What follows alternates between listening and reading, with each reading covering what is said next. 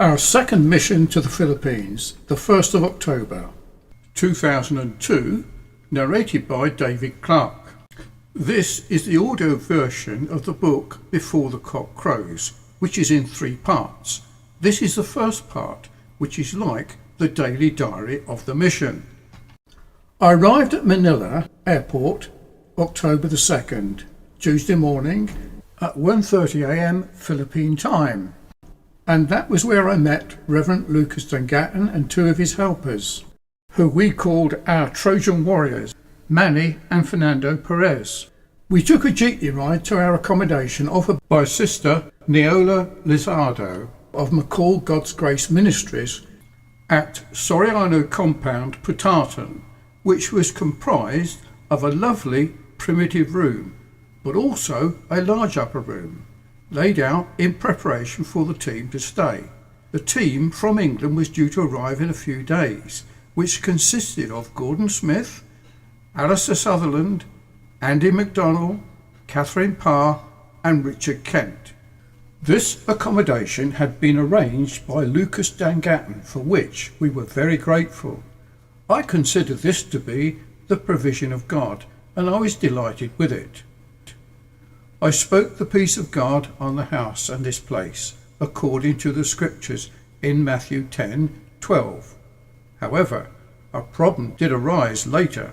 The next morning after the team had arrived, Dr. Richard Kent, who had come with us on this mission, found his camp bed too fragile and his weight broke the bed. He suggested that he and Gordon move to new accommodation in a local hotel somewhere to be in comfort, and suggested we did likewise. It was then I recalled the scripture not to move from house to house, as in Luke 10:7, and remain in the same house, eating and drinking such things as they gave, for the labourer is worthy of his wages. Do not go from house to house, and also eat what is ever set before you, asking no questions. I also felt it would seem that we were ungrateful if we were to move from the house of our host, who had gone to so much trouble in preparing for us. It was then I decided and informed Gordon that we would not be moving, so we stayed and enjoyed our stay. On reflection, I think it could be said that I was led by the Spirit, that is, by the principles of what the Spirit had written in the scripture. 2nd of October. Our host had problems. Reverend Lucas P. Dangatton informed me of the marital problems between Neola, our host of God's Grace Ministries, and her husband Robert Lisado, a pastor, as they had been living apart since April 2002. Neola was a missionary from America, working in New Bilibid prison, and had met Robert there, as he was a former inmate. Robert had become a Christian, and he and Neola were married. This was 13 years previously, and Robert had 2 children from a former marriage living at their Soriano compound in Putartan. It was their intention to run this as a halfway house to help inmates who had become Christians with somewhere to live upon leaving prison. I spoke to Sister Neola at a convenient time about her separation and to put her mind at rest, as I was very sympathetic to such problems and would assist them both as best I could, as I too had experienced marital difficulties and gone through divorce. Sister Neola had given me permission to mention this in my diary, as such difficulties affects Christians as well as non-believers. It turned out to be a very serious problem, as it was alleged by Neola that Robert had a relationship with another woman and she wanted a divorce from him, which was not allowed in the Philippine law. So they had been living separately since April 2002 and did not know how to go forward or deal with her problems.